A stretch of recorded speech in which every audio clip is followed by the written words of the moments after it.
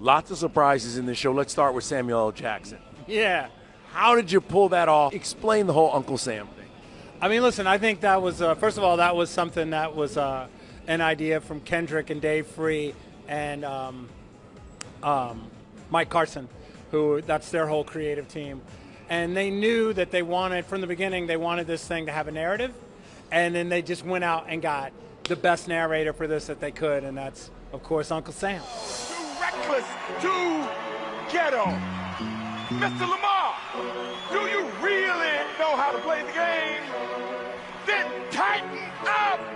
How did that go? How did those negotiations go? Or what did it take? Or did he just call and say, Sam, be here? I think, look, when Kendrick calls, it's like, you know. Let's also talk about you got a little bit of They're Not Like Us, and then you came back around. You teased it.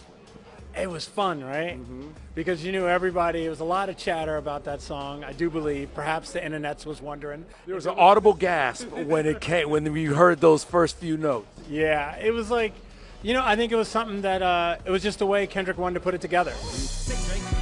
I hate you like I'm young. You bet like him or go to Cell Block 1. To any that talk to him and they in love, just make sure you have your little sister from him. Knowing everybody was waiting for it, and then just giving you a little piece of it, and then you got it in the end. Serena just walked by us. Now, it's another surprise having someone that was really, truly from his hood there. Look, it was a brilliant move on his part. She killed that dance. She's killed that dance for years. Done it on the court before. We've seen it. Yes, exactly. We know she doesn't need any coaching with that. They not like us. No. They not like us. No. They not like us. What? They not like us. No. They not like us. No. They not like us. She came in one day of rehearsal on the field, and she nailed it. It was great. Okay, we also had the theme, the American flags, and all that stuff, and a slight message. If you look at the wide of the set, it's a game controller. That was the message to this, is like playing the game of life. How hard was it putting all this together? Because he's constantly moving, and it was very visual for television, especially. Look, I think it's one of the most complicated shows we've done because it was in quadrants, starting here, there, middle, back and forth. Usually these shows are kind of in one place, but he was moving around everywhere.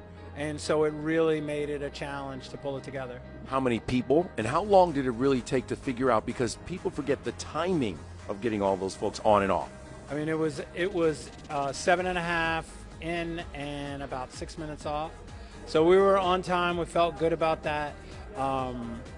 It was just a massive. The cast was, I think, a little over 300. I mean, and it was just a lot to pull together. And listen, you also got to remember that SZA came in and really nailed it. Yep. And that gave us just a nice little extra spice to the whole thing. How was it figuring out who you were going to bring in? Because there was so much speculation. You guys knew, but how did you decide, or how was the decision made? I just looked at my phone and waited for the text. And then whatever Kendrick and Dave said they were doing, we were with it. Oh, that's right. Okay, so now you go, Rihanna, Kendrick.